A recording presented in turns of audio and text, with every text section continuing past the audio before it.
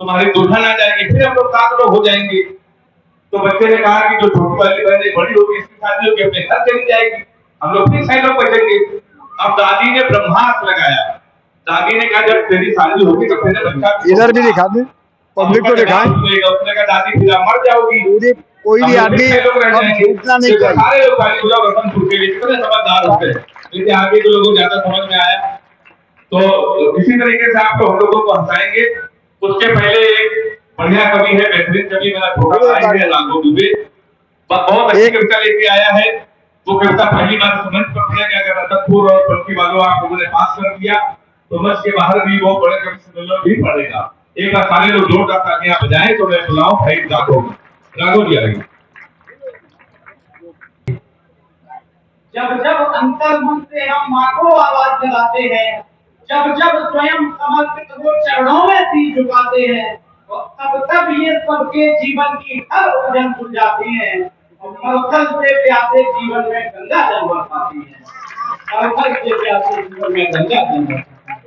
और निगम में मुक्तक माँ तक के लिए रखना चाहूंगा कि माँ के लिए, आप सभी की माँ के लिए, कि माँ तेरा कोई मोल नहीं है, तू है एक अनमोल रतन।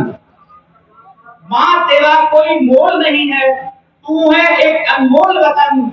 गंगा जलती तू निर्मल है और पावन जैसे चंदन। माँ तेरा कोई मोल नहीं है, तू है एक अनमोल रतन। गंगा जलती तू निर्मल है और पावन जैसे चंदन। तेरे चरणों की सेवा में सब तीर्थ हो जाते हैं। तेरे चरणों की सेवा में सब तीर्थ हो जाते हैं।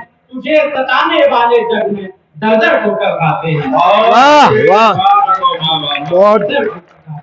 और इसी क्रम में एक मुक्तक बेटियों के लिए बताऊं कि दहलीज की मर्यादा और कुल का मान है बेटियां।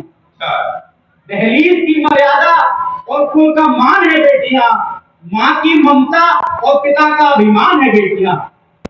दहलीज की मर्यादा और कुल का मान है बेटियां। माँ की ममता और पिता का अभिमान है बेटियां। और बेटियों से ही तो आती है घर के आंगन में बहारें। बेटियों से ही तो आती है घर के आंगन में बहारें। माँ बाप के जीवन में ईश्वर का वरदान है बेटियां। वाह बहुत बढ़िया बहुत बढ़िया। माँ बाप के जीवन